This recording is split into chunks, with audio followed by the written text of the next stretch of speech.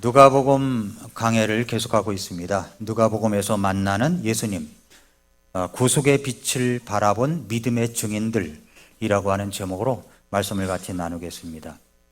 한국에서 노인의 건강한 수명 연한은 평균 기대 수명보다 조금 짧다고 하는 통계를 봤습니다. 2021년 기준으로 한국의 평균 기대 수명은 83.6세라고 합니다. 남성은 80.6세, 여성은 86.6세. 그러니까 여성이 더 오래 사는 거예요. 하지만 진정한 수명연한은 건강 수명은 약 73세 정도로 추산이 됩니다. 이것은 사람들이 질병이나 또 장애로 인한 도움이 필요하지 않고 독립적으로 활동할 수 있는 나이까지의 기간이 73세라고 하는 겁니다. 2023년도의 조사에 의하면 노인 인구가 굉장히 많이 늘었는데 그 노인 인구 중에 신노년층이 있다고 합니다. 신노년층. 베이비 부모에 속한 연령층이 은퇴를 많이 하고 있습니다. 그런 분들이 이제 교육 수준이 높은 데다가 이런 분들이 점점 퍼센트치가 높아지는 것이 뭐냐면 갖고 있는 재산을 부부가 모두 쓰고 가겠다고 하는 겁니다. 그러니까 자식에게 물려주겠다가 아니라 다 쓰고 가겠다. 이런 노인 인구가 점차로 늘어나고 있다는 조사 통계입니다. 수명이 늘고 고령화가 높게 진행되고 있습니다. 노인 복지, 노인들의 삶, 독거 노인의 문제가 큰 이슈가 되고 있고 또 정부와 지자체에서 최선을 다하여 돌보는 일을 확장하고 있는 것 같습니다. 노인은 몇 세부터 노인일까요? 60대에게 물어봤답니다. 그랬더니 노인은 71.5세다 이렇게 대답을 하더랍니다. 60대에게 물어봤기 때문에 그런 거겠죠. 71.5세다. 이제 국내 노인 인구가 1,000만 명을 돌파했답니다. 그래서 소득, 자산, 학력 수준이 전 세대보다도 높아지고 생활도 또 활동적이고 또 새로운 노년층이 늘고 있다라고 말하고 있습니다. 이런 말이 있습니다. 나 늙어 노인 되고 노인 젊어 나였으니 나와 노인 따로 없다. 무슨 말일까요? 우리는 다 젊은이였을 때가 있었다는 말이죠. 그런데 어느새 노인이 되었다는 말입니다. 우리는 노인을 공경해야 됩니다. 공경해야 돼요. 레위기 19장 32절에서 너는 흰머리 앞에서 일어서고 노인의 얼굴을 공경하며 네 하나님을 두려워하라. 나는 주니라. 이렇게 말씀하셨습니다. 또 잠언 16장 31절에서 흰머리를 의의 길에서 얻으면 그것은 영광의 왕관이다 라고 하는 겁니다. 그래서 우리 아이들, 청소년들, 젊은 세대들은 교회에서 연세 많으신 분들을 뵐 때에 깍듯하게 인사하는 법을 가르쳐야 되고 그렇게 해야 됩니다. 공경하는 자세를 갖게 되고요. 우리는 모두 늙어갑니다. 노인이 될 것입니다. 그 사는 날 동안에 우리는 어떻게 살아가야 할까요? 욥기 12장 12절에 보니까 늙은 자에게는 지혜가 있고 많은 날을 산 자에게는 명철이 있다라고 했습니다. 그러니까 노인은 지혜와 명철이 있다는 말이죠. 이 말씀은 나이가 들어도 지혜가 있고 명철이 있는 삶은 가장 행복한 삶이라는 것을 말씀해 주시고 있는 겁니다. 그렇다면 그렇게 늙어가는 삶이란 도대체 어떤 삶이냐 하는 겁니다. 어떤 삶이냐. 나이가 들어서 은혜스러운 노년기를 보내려면 어떻게 해야 할까요? 저는 그 본을 성경에서 오늘 본문에 나오는 두 노인의 모습에서 찾아봤습니다. 노년기를 아름답게 보낸, 은혜스럽게 보낸 두 분의 이야기가 오늘 읽은 본문에 나와 있습니다. 예수님께서 이 땅에 태어나셨을 때 당시 그러니까 첫 번째 성탄이죠. 예수님이 첫 번째 그러니까 이 땅에 태어나셨을 때 10대 비극이 있었다고 이야기합니다. 그것은 수천 년 동안 하나님을 섬겨왔던 유대교 지도자들은 메시아의 탄생을 알지 못했다는 겁니다. 멀리 외국에 동방에 현자들 세 사람이 예수님의 탄생을 알고 찾아와서 경배를 했다는 것이고, 또 비극이 뭐냐면 최초로 아기 예수님을 경배한 사람은 하나님의 일을 하는 레인이나 제사장이나 이런 사람들이 아니라 이제 천한 직업으로 여겨졌던 목자들이 예수님을 경배했다는 겁니다. 인류의 구원을 위하여 예수님은 태어났지만 권력자들은 어린아이를 죽이는 범죄를 저질렀습니다. 헤롯 왕은 왕이 태어났다고 하니까 2살짜리 밑에 아이들을 전부 다 찾아내서 죽이는 범죄를 저질렀습니다. 헤롯 왕은 예수님을 찾아내 죽이기 위해서 2살 아래로 있는 아이들을 다 죽인 것이죠. 극악무도한 범죄를 저질렀습니다. 하나님의 아들이 태어난 예수님은 이제 왕궁도 아니고 여관도 아닌 바로 사람들이 사는 집도 아닌 말구유, 마구간에서 태어났습니다. 하나님의 나라를 건설하서 오신 예수님은 태어나자마자 고국을 떠나 피신해야만 하는 도망자 신세가 되기도 했습니다. 메시아로서 예수님은 탄생 장소의 과정이 예언되어 있었지만은 대언자들은 그 사실을 몰랐다는 겁니다. 역사가들은 예수님의 탄생을 역사의 분기점으로 삼았지만 지금의 정치 지도자들은 예수님의 그 놀라운 교훈과 메시지를 따르지 않고 있습니다. 오늘날 성탄절은 세계 최대의 잔치로 발전했지만 인간의 죄를 위하여 죽으신 십자가의 의미는 사라져버렸습니다. 메리 크리스마스라고 성탄 때마다 이야기하지만 메리만 있고 이 크라이스트는 사라진 그러한 장사꾼들의 잔치가 되어버렸다는 겁니다. 화려하고 성스러운 크리스마스가 교회와 성당에서 진행되지만 정말로 소외된 사람들, 아직 예수님을 모르는 사람들에게 예수님의 십자가의 복음을 전하는 일은 그렇게 빈번하게 일어나지 않고 있다는 겁니다. 우리는 예수님의 탄생에, 예수님의 관련된 사건에, 여러분은 그 사건에 있을 때 어느 자리에 있었다고 생각하십니까? 어느 자리에 있어야 되겠습니까? 예수님의 탄생에 우리는 하나님께서 기억하는 인물일까요? 예수님의 탄생 즈음에 많이 기억되는 인물들이 있습니다. 첫 번째, 성탄과 주변의 사람들을 이야기한다면 물론 마리아와 요셉이죠. 동방의 현자들입니다. 그리고 또 악한 헤롯 왕입니다. 그리고 이제 목자들이 있죠. 그런데 대단히 중요한 인물이면서도 사람들에게 잘 기억되지 않는 인물이 있습니다. 성경의 긴 절에 기록된 사람이지만 사람들은 그 이름조차 잘 알지 못하는 분이 있습니다. 그것은 오늘 본문에 나오는 시몬과 안나입니다. 시몬과 안나, 이들은 정말 감격스럽게 예수님의 이 땅에 오심을 감격스럽게 맞이했던 사람들입니다. 이분들은 누가 기억해 주든지 기억해 주지 않든지 간에 상관이 없이 주님께서 원하시는 그 자리에서 메시아가 오심을 기다리고 있었던 사람들입니다.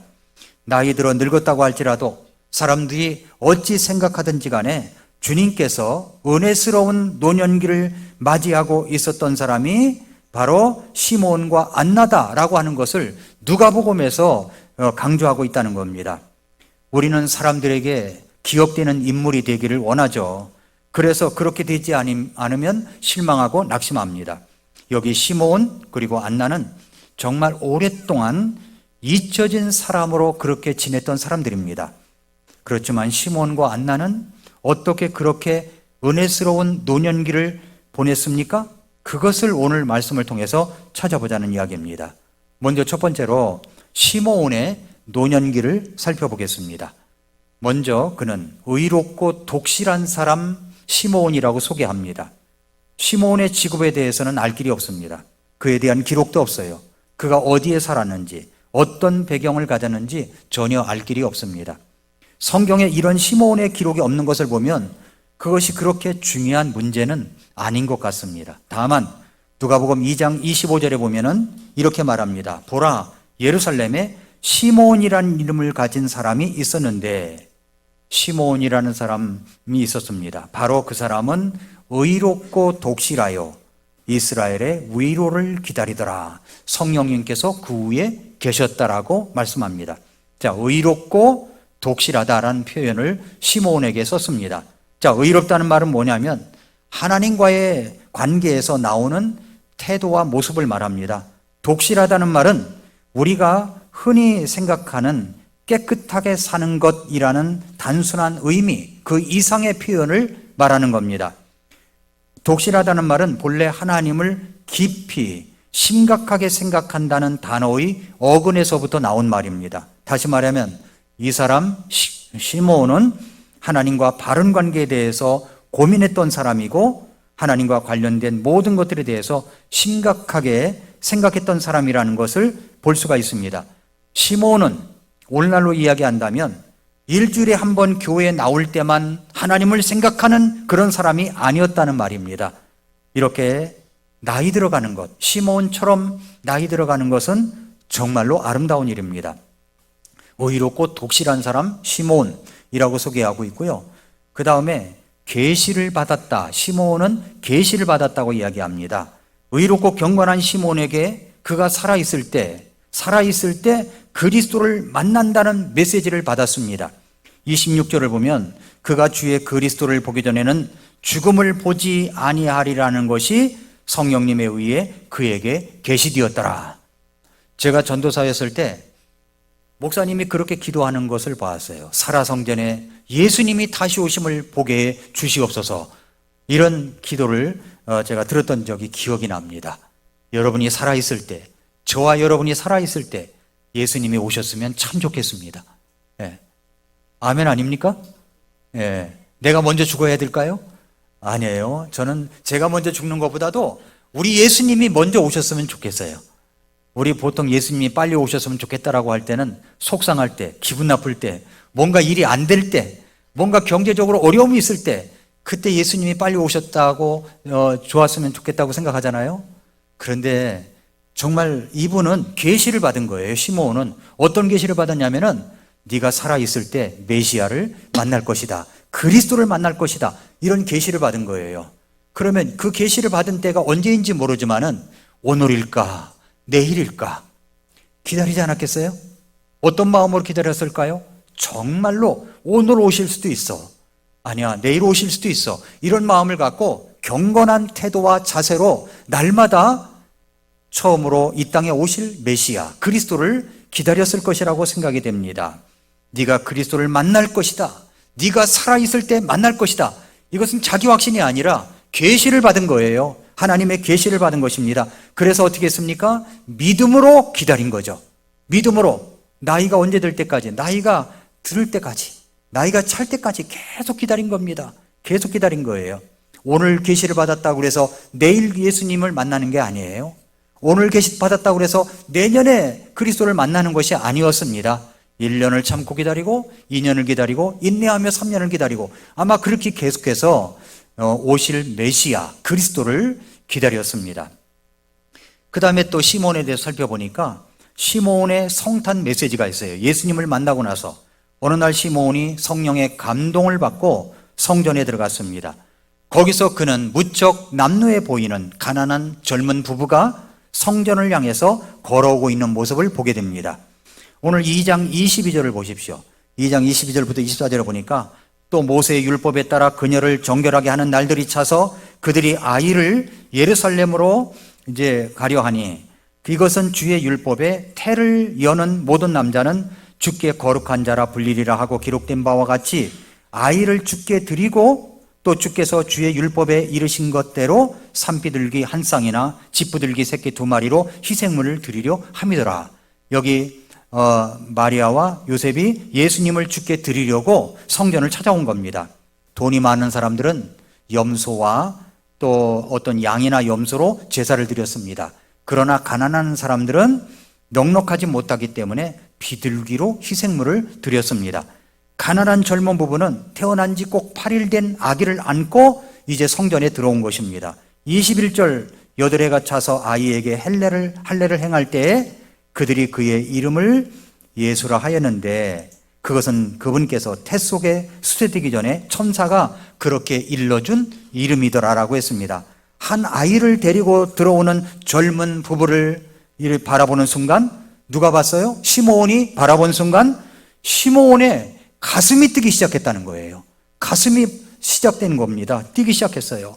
그러면서 속에 그런 확신이 있습니다. 바로 저분이야. 바로 저분이야. 마음에 설명할 수 없는 어떤 힘에 의해서 시므온은 이 젊은 부부에게 안겨 들어오는 이 아기에게서 대망의 메시아의 모습을 발견한 것입니다. 그래서 생각해 보십시오. 우리가 평소에 존경하며 생각했던 사람이 있다고 합시다. 그런데 그 사람을 만날 수 있는 날을 맞이했다고 하면 어떤 마음이겠습니까? 가슴이 떼고 흥분된 마음으로 어쩔 줄 몰라 할 것입니다. 어떤 분이 우리 교회 처음 온 분이 나가면서 그런 말씀을 하시더라고요. 목사님, 미라클 모닝 TV에서 보시던 모습을 직접 뵈니까 연예인 모습 보는 것 같습니다. 이렇게 이야기하더라고요. 그 말을 처음 들었거든요, 저는. 그래가지고 깜짝 놀랐어요. 아유, 무슨 그런 말씀을 다 하시나 이런 생각이 들었는데, 여러분, 그것은 말씀을 이제 참 경건하게 잘 들었다는 이야기겠죠. 여러분, 예수님을 기다리는데, 메시아를 기다리는데 그분을 만났다고 생각해 보세요. 얼마나 가슴이 뛰겠습니까? 성령께서 확신을 주신 겁니다. 그래서 뛰는 가슴을 안고 시므온은 서서히 그 젊은 부부를 향해서 나아갑니다.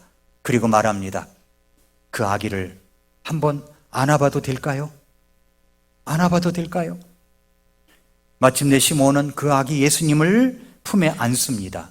앉자마자 시므온은 마음속에서 찬송이 흘러나옵니다. 29절에 보니까 뭐라고 얘기했냐면, 주여, 이제 주께서 주의 말씀대로 주의 종이 평안히 떠나도록 허락하소서. 이게 도대체 무슨 말씀이에요? 가만히 묵상해 보세요.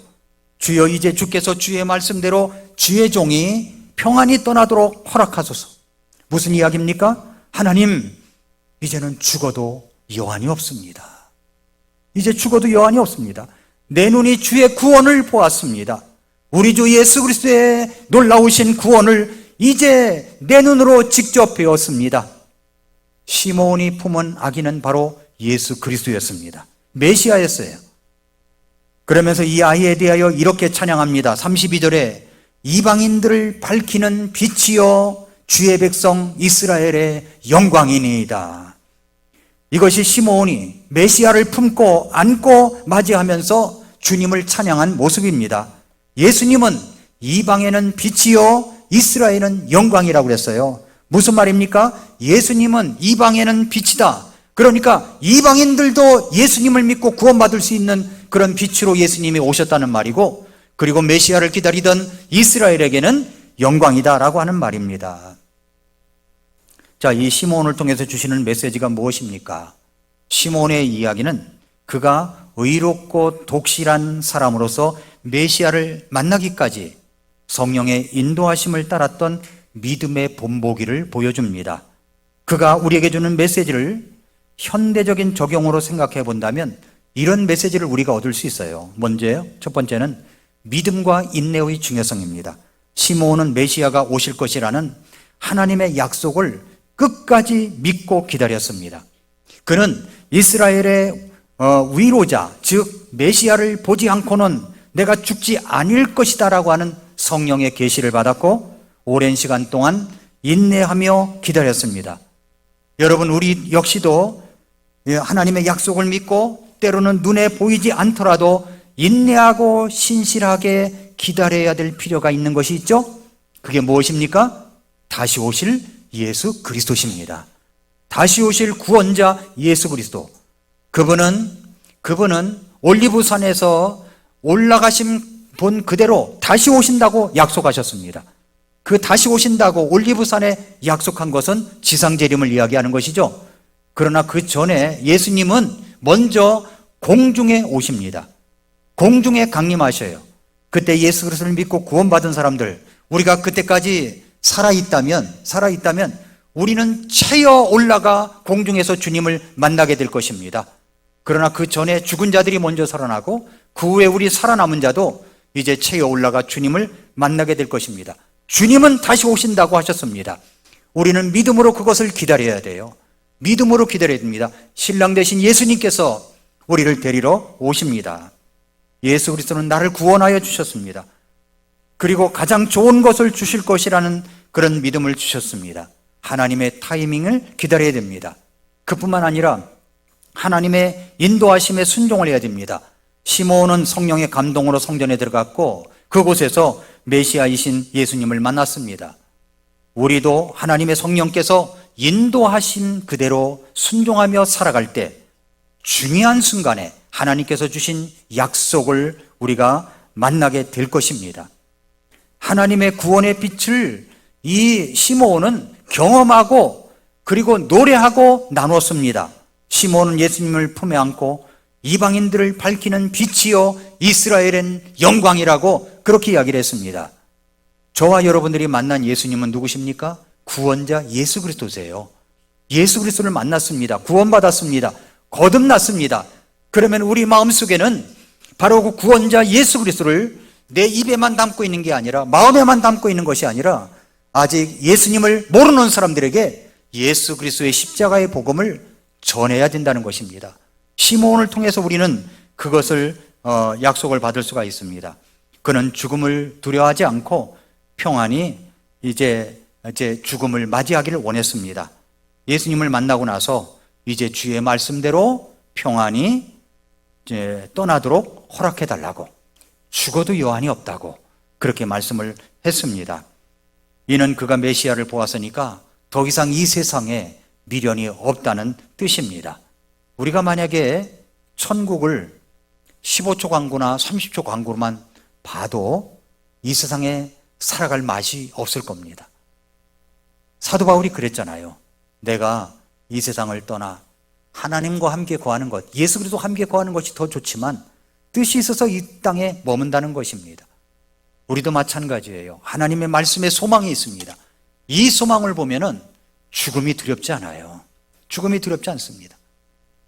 그러므로 우리는 시므온을 통해서 깨닫는 바가 나이듦 속에서의 영적 성숙을 이루어야 된다는 것입니다. 시므온의 경건함과 의로움은 나이 들어가면서 더 깊어졌습니다. 노년에 이르러서도 하나님을 깊이 생각하며 하나님의 구속 계획에 대한 열망을 갖고 있었습니다. 우리는 나이가 들어감에 따라 더욱 하나님과 가까워지고 그분의 뜻을 따라 사는 삶을 지향해야 됩니다. 영적으로 성숙한 노년은 우리에게 아름다운 삶의 완성을 가져다 줄 것입니다. 지난 주간에 신문에 이런 기사가 났더라고요. 자기 아버님이 세상을 떠나실 때 장례식 아닙니까? 장례식. 그러면 결혼식도 사회자가 있고 다른 모든 순서의 사회자가 있는데 왜 돌아가실 때는 사회자가 없느냐. 그러면서 자기 아버님이 돌아가실 때 가족들을 다 모아놓고 사회를 봤다는 거예요. 그리고 이제 천국에 입성하시는 아버님을 위해서 우리 박수 쳐드리자고, 박수 쳐서 떠나 보내드렸다고. 너무 멋지지 않습니까? 이런 모습들이. 그래서 우리는 제가 이제 로이드 존스 목사의 설교에 대하여 쓴 책을 봤어요. 쓴 책을 읽었습니다. 제가 1년에 한두 권은 설교에 관한 책들을 봅니다. 그런데 로이드 존스 목사님에 대해서 거기 써 있는데 1980년 6월 8일 그분의 연세가 80세 때 바로콤 침례교회에서 마지막 설교를 했습니다. 그리고 1981년 죽음 이틀 전에 그는 떨리는 손으로 아내와 자녀들에게 이런 쪽지 글을 썼다고 합니다. 치유를 위해 기도하지 마라. 영광으로 들어가는 길을, 들어가는 나를 붙들지 마라. 치유를 위해 기도하지 마라. 영광으로 들어가는 나를 붙들지 말라는 거예요. 폐암으로 고통을 겪으면서도 마지막까지 설교를 한 그의 모습은 위대하다는 말을 붙일 수밖에 없습니다. 시므온은 이제 은혜스러운 노년기를 마쳐갑니다. 이 주여, 이제 주께서 주의 말씀대로 주의 종이 평안히 떠나도록 허락하소서. 이방인들을 밝히는 빛이요 주의 백성은 주의 백성 이스라엘의 영광이니이다. 이렇게 시므온은 우리에게 은혜스러운 노년기를 맞이하라고 메시지를 남겼습니다. 자, 그 다음에 이제 안나입니다. 안나의 노년기를 보겠습니다. 안나는 메시아에게 모든 소망을 두었던 여인입니다. 그리고 예수님이 다시 오실 메시아죠. 그땐 첫 번째 오시지 않았던 그때니까. 누가복음 2장 36절 37절에 보니까 또 아셀 지파에 속한 바누엘의 딸 안나라 하는 여대언자가 있었는데 그녀는 나이가 매우 많았고 자기의 처녀 상태를 벗어나 7년을 남편과 함께 살다가 결혼해서 7년 동안 살았는데 84년쯤을 과부로 지냈더라. 84년을 과부로 보낸 거예요. 그녀가 성전을 떠나지 아니하고 밤낮으로 금식하며 기도하면서 하나님을 섬기더니라고 이야기를 합니다. 자, 이 여인의 일생을 보십시오. 인간적으로 생각하면 보통 사람들을 뭐라고 이 여인을 평가하겠습니까? 너무 불쌍한 여인이다. 어떻게 홀로 그렇게 84년을 보내느냐라고 말할지 모릅니다. 안나는 여대언자로 불렸습니다. 이는 안나가 하나님의 말씀을 받는 자로서 특별한 사명을 가지고 있었다는 것을 의미합니다. 그녀는 아셀 지파에 속해 있었습니다. 구약 성경에서 대언자들이 하나님과 백성 사이에 중개자 역할을 했듯이 여기 안나도 성전에서 여대언자로서의 역할을 했다고 생각해 볼 수가 있습니다. 남편을 잃은 다음에 그녀는 한 곳에만 소망을 두기로 결심했어요. 한 곳에만. 안나는 오랜 기간 동안 성전을 떠나지 않고 금식과 기도를 하면서 하나님을 섬겼다고 기록되어 있습니다. 그렇게 한 이유는 왜 그러냐면 오실 메시아에 대한 소망을 두고 내가 이 나머지 생을 살아가겠다고 하는 결단이 있었기 때문입니다. 오로지 한 가지만을 소망했습니다. 그것은 메시아를 대망하는 것이었습니다. 그리스도가 오실 것만 바라보며 살았습니다.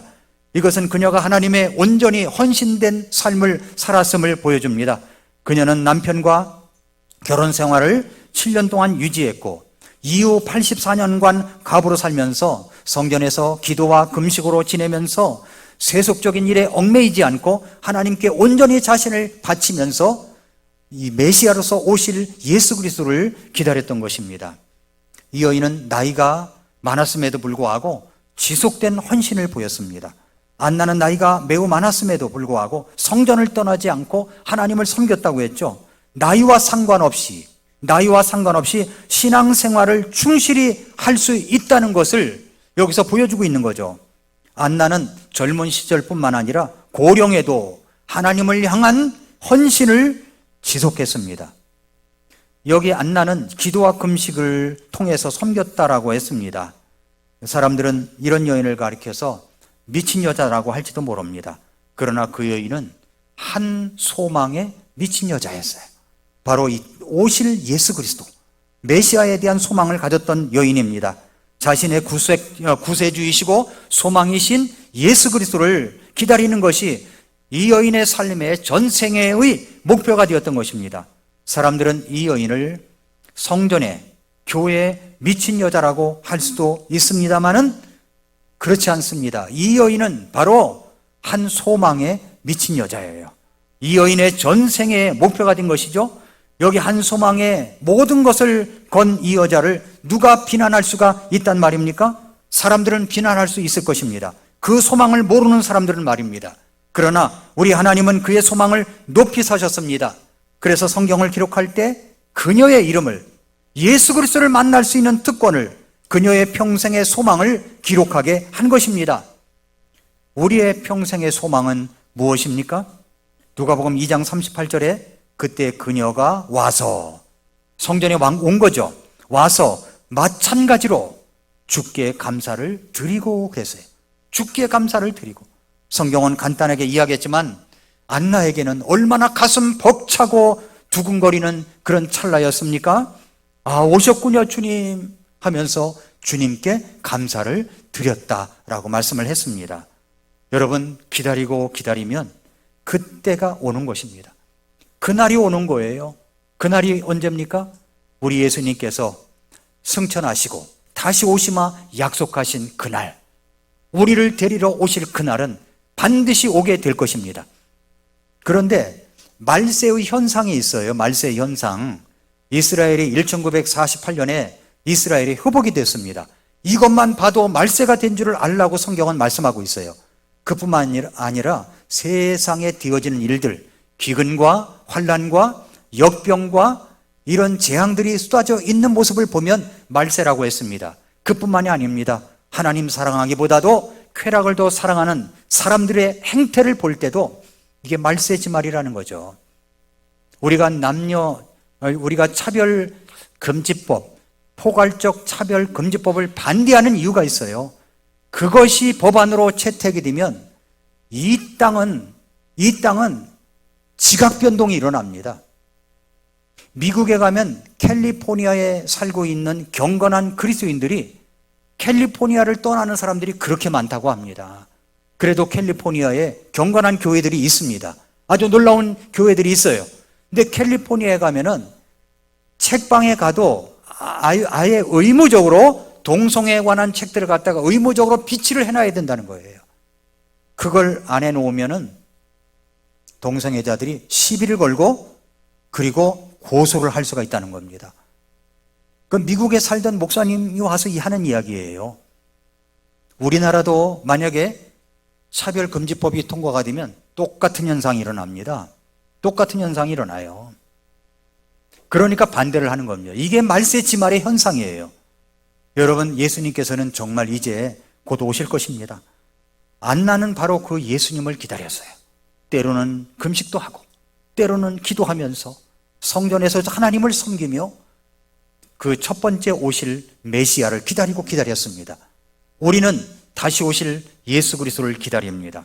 누가복음 2장 38절을 보면은 예루살렘에서 구속을 기다리는 모든 자들에게 이 아이에 대하여 말하니라 그랬습니다. 구속을 기다리는 모든 자들에게 이 아기 예수님, 예수 그리스도 메시아, 이 메시아에 대해서 안나는 예수님을 만나자마자 아이에 대하여 이야기를 했다고 말씀을 하고 있습니다. 지난주 수요일날 저녁 설교에 제가 설교한 내용이 귀가 안 들리고 말도 어눌한 사람이 고침을 받는 기적에 대해서 말씀을 드렸습니다. 그때 고침을 받은 사람, 그리고 그 고침을 목격한 사람들은 어떻게 했습니까? 마가복음 7장 35절부터 37절에 보면은 예수님이 에바다, 열리라, 예수님께서 말씀하실 때 즉시 그의 귀들이 열리고 그의 혓줄이 풀려 그가 분명하게 말을 하니, 마가복음 7장 36절, 그분께서 그들에게 명하신 그들이 아무에게도 말하지 말게 하셨으나, 자, 예수님은 에바다, 열리라 하시고 나서 이런 일을 다른 데 가서 이야기하면 안 됩니다. 여러분 말하지 마십시오 라고 했는데도 불구하고 그들에게 명하면 명하실수록 그들이 더욱더 그것을 많이 전파했다고 이야기합니다. 또 극도로 놀라 이르되 그분께서 모든 것을 잘하셨도다. 그분께서 기 먹은 자들도 듣게 하시고 말 못하는 자들도 말하게 하신다 하면서 예수님이 너무 잘하셨어 하면서 그렇게 전파했다는 거죠. 뭘 경험했어요? 여기에 말도 못하고 귀도 안 들리고 말도 어눌한 사람이 고침을 받는 것을 봤을 때, 에바다, 열리라 하는 이 놀라운 기적의 현상을 봤을 때 말하지 않고는 견딜 수가 없어서 말했다는 거죠. 요한복음 4장에 보면은 사마리아의 우물가에 물을 떠러온 여인이 예수님을 만나고 나서 동네에 뛰어들어가 외친 말이 있습니다. 나에게 이 모든 사실을 와서 말하여 준 사람을 봐라. 이분이 바로 그리스도가 아니냐? 그러면서 전했다는 겁니다. 그러니까 예수님을 뜨겁게 만난 사람들은 가만히 있을 수가 없어요. 안나도 그랬습니다. 안나도 그랬어요. 그것을 목격한 사람도 그냥 있을 수가 없어요. 내가 예수님을 만나서 구원받았다면 다른 사람들에게 이 복음의 예수 그리스도를 전하지 아니할 수가 없는 겁니다. 누구부터 생각이 납니까? 저는 구원받자마자 생각난 분이 우리 부모님이셨어요. 내 동생들이었습니다. 이분들에게 복음을 전해야 되는데 그때부터 말이죠, 새벽에 일찍 일어나서 하나님 앞에 엎드려 기도하고 또 기도하고 어떻게 틈을 내서 복음을 전할까? 불교를 숭상하고 시간 날 때면은 목탁을 꺼내가지고서 두들기면서 이제 불경을 읊는 우리 아버지를 어떻게 하면 구원할 수 있을까? 이 생각을 가지면서 얼마나 기도를 했는지 몰라요. 예수 그리스도를 믿고 나면 사랑하는 사람들이 생각이 나는 겁니다. 사랑하는 사람이 구원받지 못해서 저 지옥불로 향하고 있는데 그냥 눈만 멀뚱멀뚱 떠서 쳐다보고 있다면 그런 사람을 구원받은 사람이라고 할 수가 있겠느냐는 겁니다. 메시아를 만난 사람, 예수 그리스도를 만나서 구원받은 사람은 그냥 있을 수가 없어요. 그래서 D.L. 무디가 이런 이야기를 했습니다. 그리스도인이란 증거가 무엇인가? 나는 전도하지 않은 사람들을 그리스도인이라고 생각할 수가 없다. 어떻게 전도하지 않은 사람들이 그리스도인이라고 말할 수 있는가? 이렇게 이야기를 했습니다. 여러분, 그리스도인입니까? 예수님을 마음의 구주로 영접한 적이 분명히 있습니까? 예수 그리스도만이 이 계절에 대한 진정한 이유와 대답과 소망이 될 수가 있는 것입니다. 그분은 나의 구세주이십니다. 주여, 내가 이제 주의 구원을 보았나이다. 그분은 우리의 영광이세요. 그분은 어둠 속에 있는 자들에게 빛으로 오셨습니다. 그분이, 예수님이 여러분을 구원하십니다. 예수님만이 나의 슬픔의 자리에서 나의 위로가 되십니다. 나의 죄악된 자리에서 내 죄를 씻겨주실 수가 있는 분이시고 나의 능력이 되실 수 있는 분이 바로 예수 그리스도이십니다. 나의 변화가 되시며 나의 거룩함이 되시며 나의 영광이 되시며 그 예수 그리스도, 여러분 그분을 아십니까? 내 가족, 사랑하는 사람들은 그분을 알고 있습니까? 안나는 하나님께 감사를 드리고 그리고 예루살렘에서 많은 사람들에게 메시아에 대해서 이야기했다고 했습니다. 한 줄로 기록된 말씀. 그러나 그 밑바탕에 안나는 정말로 가슴 벅찬 감사가 있었습니다. 생애 마지막까지 예수 그리스도의 빛을 전한 믿음의 증인들은 시몬과 안나뿐만 아니라 얼마든지 있습니다. 방금 말씀드렸던 마틴 로이드 존스 목사님은 그 묘비에 이렇게 써져 있답니다. 고린도전서 2장 2절 말씀. 이는 내가 너희 가운데서 예수 그리스도 곧 십자가에 못 박히신 그분 외에는 아무것도 알지 아니하기로 결심하였기 때문이라. 이렇게 묘비명이 되어 있답니다. 이것은 그가 죽기 55년 전 에버라본에서 처음 설교했던 성경 본문의 말씀. 그 말씀이 의사였다가 이제 목사가 되고 나서 첫 설교를 했던 그 본문의 말씀을 기록했다고 알려져 있습니다. 사랑하는 성도 여러분, 나이 들어간다는 것은 어쩔 수가 없습니다. 그렇죠? 그런데 은혜스러운 노년기를 보내야 됩니다. 시몬과 안나를 통해서 우리가 배워야 됩니다. 나이 들어가도 찬양하고, 나이 들어가도 기도하고, 나이 들어가도 하나님을 섬기고, 나이 들어가도 예수님의 복된 소망, 구원자 예수 그리스도를 전하고, 사람을 소중하게 생각하고, 그리고 세상에 아직 오지의 복음을 전하지 않는 그 나라에 복음을 전하는 것을 소망하고, 이런 아름다운 모습으로 우리가 살아가야 됩니다. 젊은이들은 그런 늙음이 나에게 올까? 이렇게 생각할지도 몰라요. 근데요, 제가 지나고 나 보니까 잠깐이더라고요. 정말 잠깐이에요. 네. 시몬과 안나처럼 우리의 일생을 아름답게 보내며 예수 그리스도를 알고 있다면 예수님의 십자가의 복음을 전하는 저와 여러분들이 될 수 있기를 축복합니다. 기도하겠습니다. 모두 하나님 앞에 머리 숙여서 기도합니다. 기도할 때 우리 자신을 한번 생각해 보십시오. 오늘 메시지를 통해서 우리에게 가르쳐 주신 바가 무엇일까요? 시몬과 안나처럼 처음 오신 예수 그리스도를 기다렸던 그분들이 예수님을 만났을 때 그 설레는 가슴 벅찬 감격을 안고 그분을 찬양하고 노래하고 감사하고 전하했던 아름다운 모습처럼 2000년 전에 이 땅에 오신 예수 그리스도를, 그 구원자 예수 그리스도를 십자가의 복음을 통해서 내가 구원을 받았다면 이제는 다시 오실 예수님을 기다려야 됩니다. 어떻게 살아가시겠습니까? 그 살아가실 결심을 우리 주님 앞에 기도하십시오. 그리고 혹시 여러분 중에 내가 오늘 밤 죽으면 천국 갈 수 있는 자신이 없습니다, 그런 분이 계시면 제가 언제든지 도와드립니다. 저에게 말씀해 주시면 제가 기도하고 안내해 드리도록 하겠습니다. 같이 기도하겠습니다.